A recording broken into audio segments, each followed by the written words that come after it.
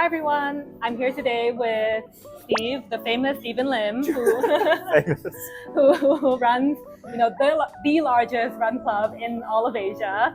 I think many of you know it's Sabai Run Club, and yeah, he's here today to talk to us about the DTV life, his visa process, why he loves living in Thailand, why he wanted a way to live in Bangkok for longer, and yeah. So welcome, Steve, to Broccoli Revolution.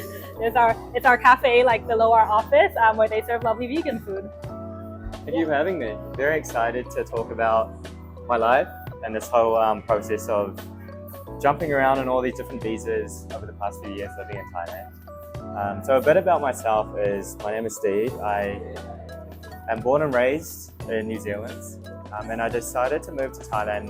It was actually accidentally, like 3 years ago, and it was always very difficult, because 3 years ago there were not a lot of different visa options for all of us digital nomads. Yeah, and this is during COVID, right? This is during COVID, just after COVID, but still during that COVID period. And I was hopping around on so many different visas. And it was very difficult because I was like, I have to leave the country every 30 days, 60 days, getting all these different extensions. But yeah, I managed to kind of find my place in Bangkok. I found a beautiful community and I can't complain, life is good. Awesome. Yeah. Well, and initially, I mean, you said you kind of came here, almost accidentally, but it sounds like, even from the beginning, you were kind of like, trying to live here for a bit longer, or like, something about Bangkok seemed to attract you, right? It seemed to keep you here. Like, what was that initially? Like, why did you want to, keep coming back, even on all these like 30-day, 60-day visas? For me, my background is in economics and finance. And during the whole COVID period, offices shut down, we were all working from home. And I realized I had so much time in the day. During that period, I also asked myself, like, what do I actually want to do in my life?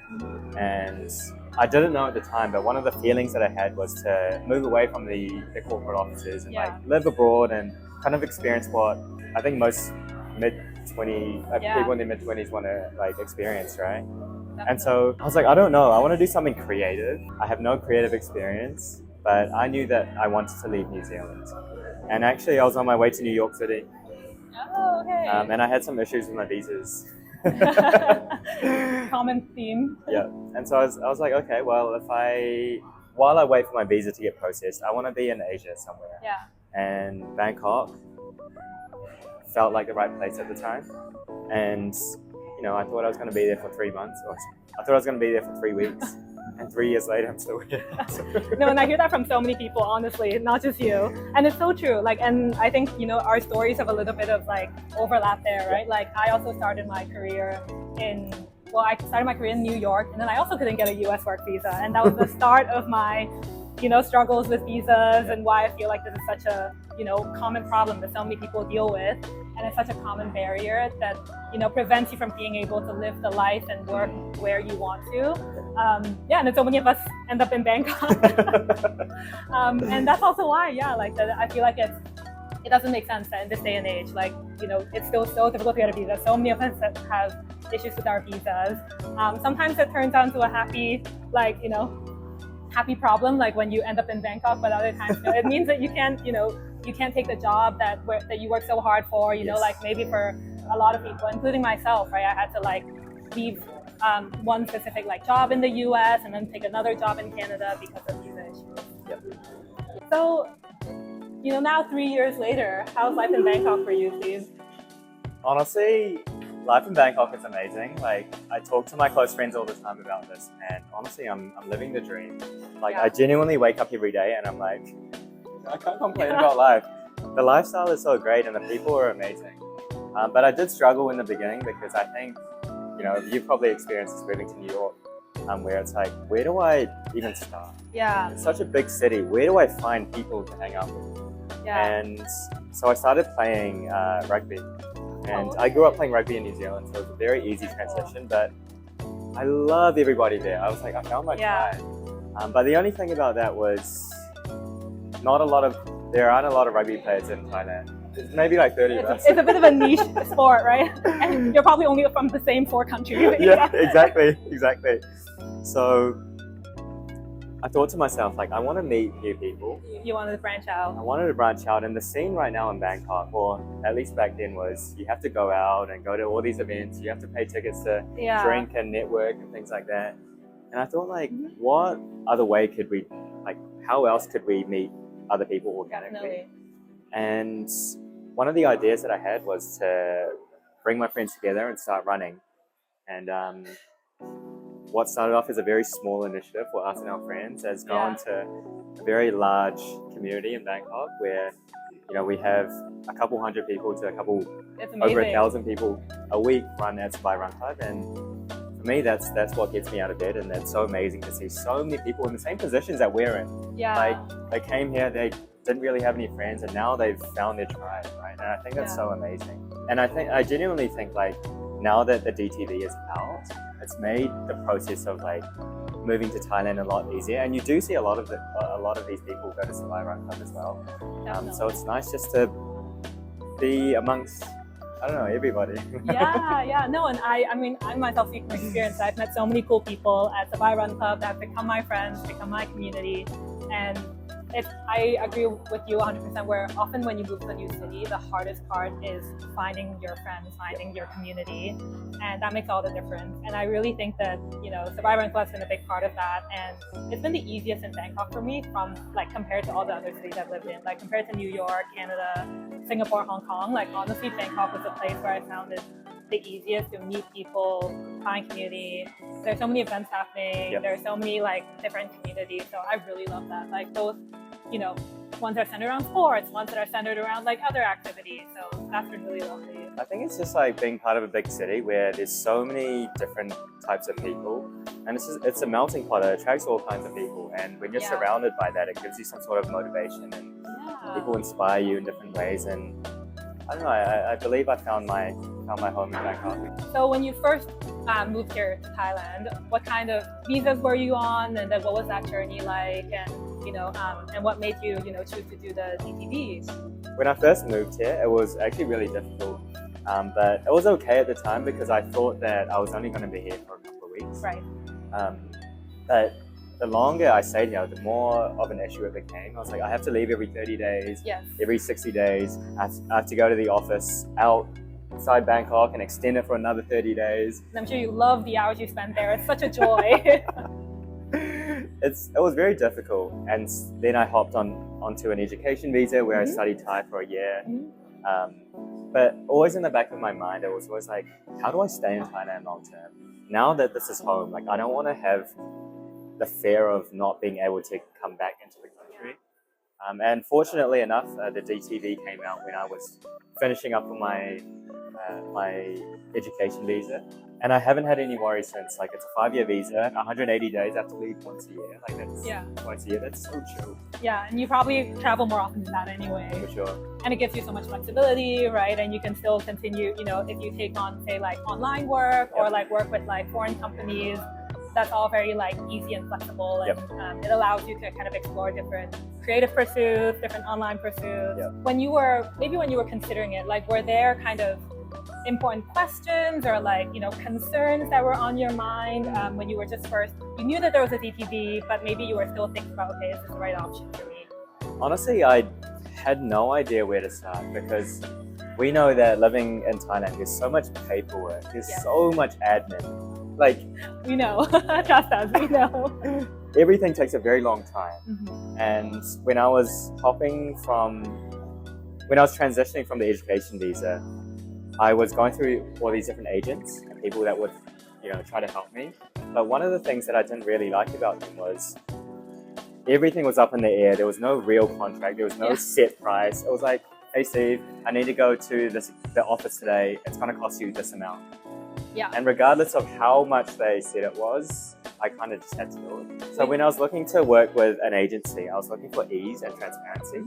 And I saw a couple of things online, and we had met at Sabai Run Club. And then I checked out the product, and I was like, here are the steps, and this is the price. Like, it was just very transparent, and you could see the whole process of where your documents are, if they've been approved, if they need to get rechecked or not. And that for me was like super, super simple. So it wasn't even a difficult decision to make. And plus, I've had so many friends go through you guys as well. So It's great to hear. That's exactly what we wanted to achieve, right? We want to make the information available. Like we want to cut through a lot of like the opacity or like all of the conflicting information online. That's great to hear that you found it that way. So one of the requirements for applying to the DTV is that you have to be outside of Thailand, right? So Steve, tell us about your trip. Seemed really fun. So yeah, Priscilla and Issa gave me a list of countries that I could go to. And I was like, I want to go back to Vietnam because there's no good Vietnamese food in Bangkok. And I love Vietnamese food, so I was like, okay, I'm gonna go for a week and a half. And I invited some of my friends. I was like, yo, let's go on a holiday. Let's go to Ho Chi Minh. We went to Ho Chi Minh and we just joined run clubs. We were having the time of our lives, and it was just a nice holiday. It was supposed to be a quick trip, like a week. Ended up being like 2 weeks because we had the time of our lives. We met so many beautiful people in the community. Shout out to what was the Ho Chi Minh Run Club that you guys Off Work Run Club, shout out. If you guys ever go to Ho Chi Minh, go to Off Work Run Club. Free marketing for Off Work Run Club right free here. Press.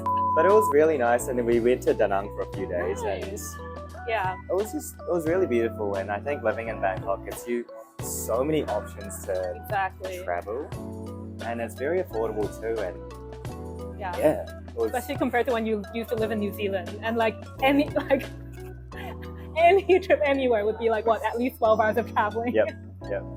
It's crazy, talking to my friends that live on the other side of the world. They're all always talking about like how close things are. And here I am, I'm like, in New Zealand, everything is an overnight trip. Exactly. You have to go to sleep and then you wake up and you're there. But everybody else is like, oh yeah, walked over to Brussels. Like exactly. Hopped in my car, drove over, bought some groceries, and then drove back, because like whatever, the wine is cheaper in the other country. Like, exactly. Or even here, a quick weekend trip. Like Friday night, I can fly off to, like Vietnam, Malaysia, back home to see my parents in Hong Kong, and then come back by Sunday night and be back at work Monday morning. A lot of Singaporeans do that from what I've noticed at Run Club. There's a lot of Singaporeans that come. They're like, oh yeah, just there for the weekend. I'm like, what? Well, it's the same in Singapore. Even with the flight and hotel, it's still cheaper than spending a weekend in Singapore. So, especially if you go out, if you drink, if you go to the club. So, you might as well just come to Bangkok, get a massage, get some good food, and then fly back. And you're like, I still spent less money than I did last weekend when I was in Singapore. Living in Asia is so nice. Like, everything is just close. And this is a luxury that we didn't have back in New Zealand. Exactly. So Priscilla, we had a few calls before I lodged my application. Did I give you a headache? No, you were a great client to work with, honestly, Steve. And I'm not just saying that because we're on camera. The embassy will tell you there's like 5 documents that you need. But the reality is always that they ask for more documents. And I think in this regard, you were, really easy to work with because you were prepared to give us all of those documents.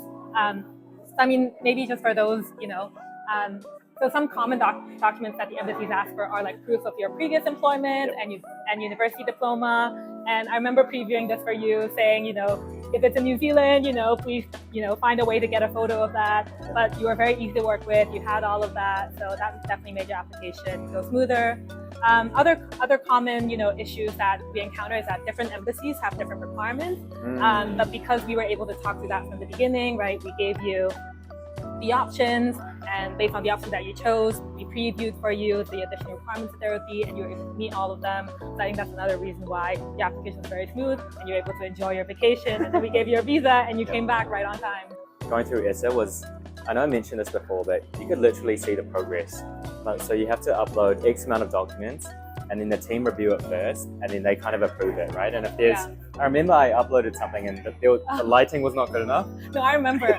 So your photos, you kept smiling in all of your photos. I had to tell you to stop smiling. And I remember I said, Steve, I know you're always smiling, but for the purpose of the visa in your photo, you cannot be smiling. I think that was the one thing that we did. Yeah. The only part of your application that was not easy was to get you not smile in your photos. Don't smile in your application photos. So we have a money back guarantee where if you did everything with us and you still don't get approved, we will give you 2 options. One is refund everything that you paid, even the money we lose to the government. Wow. Or we apply again for you one more time from another country. That's really good. Yeah. So there's literally no downside to it. There's no downside. Yeah. Maybe just the time of finding the documents, which takes 1 hour of your life. Yeah. exactly. So that's the idea. That's really good. That's really nice. Yeah, I think you didn't even need it because obviously you got approved. But just so for those of you who are still considering it, you know that we have our money back guarantee. Does your application, if it gets rejected in one country, does it affect your application in another country? So kind of not exactly. So first of all, many people for many reasons, like for example, some of them they do it on their own. Like some of our clients, actually they did that on their own once. They didn't get approved, and then that was their impetus to come to us and say, okay, I failed on my own. I need some professional help right now. So that's very common, and for many of those clients, we're able to get them approved. And it also depends on why your application was not rejected, right? And whether or not you did something to address that. Like if your application was not approved because you were not able to provide certain documents, they ask for the same documents, you still don't provide them, you're probably not going to get approved again. But for some people, maybe initially when they first applied, maybe they hadn't been able to show their income coming in as steadily. Like say if they're doing freelance work, maybe they hadn't really built up a client base or like steady income stream yet. So then if, that was the reason that they weren't approved originally, and then they apply again a few months later where they're able to show consistent income, then, those are the cases where it's much more likely that you'll get approved the second time. Another example might be many clients, they didn't realize that certain countries require residency to apply there, so they lodged their application, and then that was the reason that the embassy didn't even look at their application. Really? So then they go to another country, where they're allowed to actually apply. And you also have to prove that you're in that country that you're exactly applying from. So one of the things that I went through was, I think the embassy was asking for selfies. Yes. So I was literally just standing in the square with like Vietnamese flags in the background, like, taking selfies. Exactly. So if you leave the country where you lodge your application, or you come back to Thailand when they're still processing your application, that's another big reason why people get rejected, because you're supposed to stay in the country until your visa is approved. Which makes sense. Makes total sense. So if you don't follow that rule, then you might not get approved. And then so you lodge your application again, but this time you follow that rule, then you're likely to get approved. Those are some common situations that might lead to someone getting rejected the first time or getting approved the second time. Where would you say the majority of your clients are coming from? What countries are they coming from? I mean, the most common ones are probably, US, EU countries like UK, France, Germany, Canada, but also increasingly like Malaysia, Myanmar, Russia, Ukraine. I'm waiting to see the day where I can confidently say that we've applied for, a client from every single country in the world. I think we're going to get there soon. I think you guys will. We're definitely in already like the dozens of different nationalities. So we'll get to every single passport soon. Nice. So from the start of us talking, I believe I reached out to you guys on Instagram. I just flicked you guys a message like, hey, let's set up a call. So I thought it was Steve Lim. That name rings a bell. Oh, it's that Steve Lim. So we did that. So from that initial message to the time that I came back to Thailand with DTV, that was about 3 weeks, right? Yeah, I think so, for a 5-year visa. The whole process is just, you can talk to us with a free consultation. And then you collect all your documents. If you already have all the documents, that could be as fast as an hour a day, depends on how much time it takes for you to gather all those documents. And then you go to the country where we're going to submit your application. The common ones would be like Indonesia, Vietnam, Laos. And then after about 2 weeks, we send you your visa, and then you come back to Thailand, and that's it. 5 years, baby. So Steve, now that you're here in Thailand for the next 5 years with your DTV, what's next for you? Any grand plans? Any exciting events that you want to preview for us? I think now that I have the DTV, I can really breathe. And now that my decision, now that I'm fixated that Thailand is home for the next few years, it's really easy, and it's really it makes me very at ease. I don't have to think about all these different trips that I have to plan, all these different visa runs. But in terms of life, I'm just going to continue to work online and keep running and meeting beautiful people. Amazing. Sounds like a great life. Yeah. So if you guys enjoyed this video and are interested in getting the DTV visa, I highly recommend it. Super easy process. And if you guys enjoyed this video, use this discount code over here, or here, or here, or here. Somewhere on the screen, near Steve's face. Book a free consultation, and we'll see you guys in Thailand very soon. And then come to Sabai Run Club and say hi to us. That too. Bye. Thank you for watching. Thank you for watching. Bye-bye. So you'll cut all of that in the middle, right? Okay. In our blooper reel. I don't know if you want me to, well, if you want us to include that, we can cut it out if you don't want it. And back then I was working. Cut that out. Was that on camera?